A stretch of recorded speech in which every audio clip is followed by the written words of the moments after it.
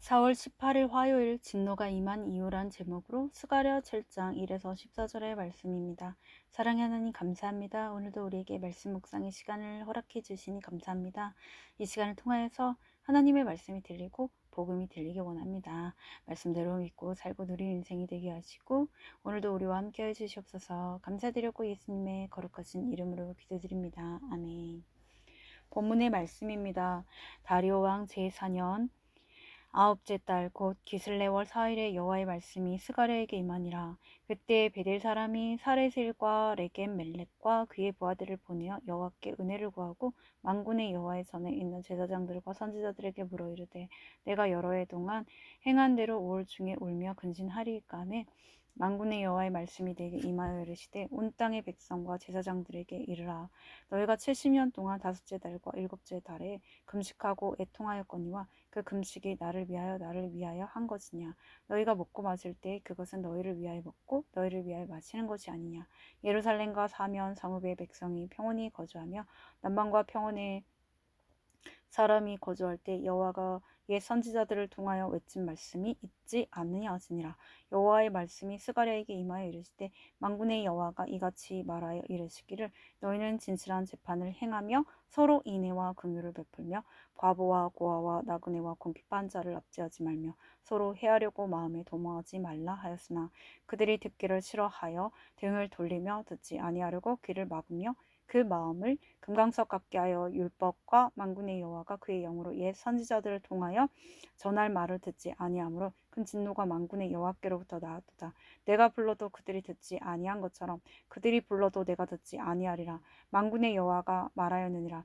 내가 그들을 바람으로 불어 알지 못하던 여러 나라에 흩었느니라. 그 후에 이 땅이 황폐하여 오고 가는 사람이 없었나니 이는 그들이 아름다운 땅을 황폐하게 하였음이니라 하시니라. 도말입니다. 기슬레월 히브리 달력에서 아홉째 달 아홉 번째 달이며 태양력으로 10일에서 12월에 해당하며 기슬르월이라고도 합니다. 금강석은 다이아몬드를 말하는데 광물 중에서 가장 경도가 높고 광택이 뛰어나 성경에서는 단단하고 탁월함을 나타낼 때 사용됩니다. 본문 요약입니다. 베델 사람이 금식일 준수를 묻자 하나님은 금식과 모든 행위가 누구를 위한 것이냐고 스가랴를 통해 반문하십니다. 그리고 공의와 인애 등 하나님의 뜻은 옛 선지자들을 통해 이미 다 알려주셨으나 백성이 듣지 않았기에 진노가 임한 것이라고 말씀하십니다. 오늘의 중보기도입니다. 가정주부와 직장인들의 수고가 하나님의 말씀에 근거한 수고가 되어 구원의 결실을 보게 하옵소서. 아멘. 본문 해설입니다. 첫 번째 금식에 대한 질문 1에서 3절의 내용입니다. 스가랴가 환상을 본 후 2년이 지난 다리오 왕 4년 11월 화순에 다시 예언이 시작됩니다. 베델은 아브라함과 야곱이 하나님을 예배한 곳이었지만 이스라엘 분단 이후 줄곧 우상 숭배의 장소였습니다. 그런데 이제 북이스라엘과 남유다의 멸망을 차례대로 겪고 70년간 바벨론 포로의 고난을 당한 후 그곳 사람들이 예루살렘에 와서 여호와께 은혜를 구하며 근신에 대해 질문했다는 것은 놀라운 변화입니다. 어떤 일을 혼자 임의로 결정하지 않고 누군가에게 묻는 것 자체가 믿음이 자란 증거입니다. 적용 질문입니다. 요즘 내가 독단적으로 결정하려는 일은 무엇입니까? 내가 편하게 물을 수 있는 공동체가 있습니까? 두 번째, 나를 위하여 한 것이냐? 4에서 10절의 내용입니다. 하나님이 베델 사람들의 질문에 5월 금식일과 그다라를 죽인 날을 기념하는 7월 금식을 나를 위하여 지킨 것이 맞는지 두 번이나 반문하십니다. 지금까지 이스라엘 백성의 몸에 밴 형식주의와 외식을 돌아보라는 뜻입니다. 예배에 관한 하나님의 뜻은 언제나 동일합니다. 포로 생활 이전의 평화로운 시대에도 이미 수많은 선지자가 제사보다 순종이 진정한 예배임을 외쳤습니다. 하나님이 기뻐 받으시는 예배는 가정과 일터에서 내 역할을 주의 말씀대로 감당하는 것입니다. 적용 질문입니다. 주님이 가정에서 내게 맡기신 역할 중 하나님께 예배 드린다는 이유로 소홀히 하는 일은 무엇입니까? 세 번째, 듣기를 싫어하며 싫어하여 11에서 14절의 내용입니다.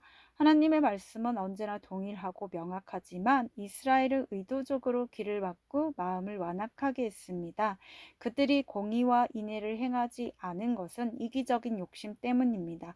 뇌물로 재판을 왜곡시켜 유리한 판결을 얻어내고 약자들을 압제하여 노동력을 착취하고 자신에게 불이익이 되는 자를 해하려고 마음에 도모하는 것이 결국 내가 성공해서 내 가족만 잘 살고자 하기 때문입니다. 주님의 뜻을 알면서도 내 욕심 때문에 듣지 않은 결과는 영육의 황폐함입니다.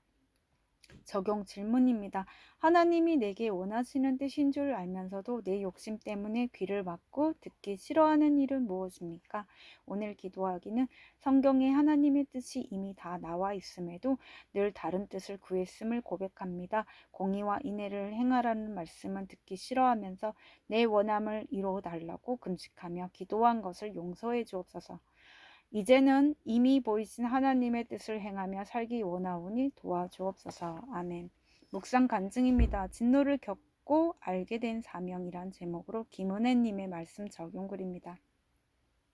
저는 대학을 졸업하는 동시에 한 기독교 단체에 속해 일하게 되었습니다. 급여가 터무니없이 적었지만 무임금으로 일하는 회장님의 지도력과 활동가들의 헌신을 보며 지금은 이렇게 보잘것없지만 앞으로 성장할 수 있으리라고 생각했습니다. 저는 후원자 모집, 모금 활동, 회관, 건립, 사업 등 물불을 가리지 않고 일하면서 사람들의 인정을 받았습니다. 과부와 고아와 나그네와 궁핍한 자인 소외계층의 무관심한 사회를 통렬히 비판했고 제가 가는 길이 험해도 옳은 길이라고 믿었습니다. 5년 후 수탁 기관의 기관장이 된 저는 지인의 소개로 한 남자를 만났습니다. 첫 만남에서 개인 사업체가 있다는 그의 말이 우리 단체의 후원자가 되어주겠다는 말로 들렸습니다. 그래서 저는 그와 만난 지 6개월 만에 불신 결혼을 했습니다. 그러나 제 기대와 달리 남편은 생활비를 주지 않았고 자기 형제들에게까지 금전적인 피해를 입혔습니다. 남편에 대한 신뢰를 잃은 저는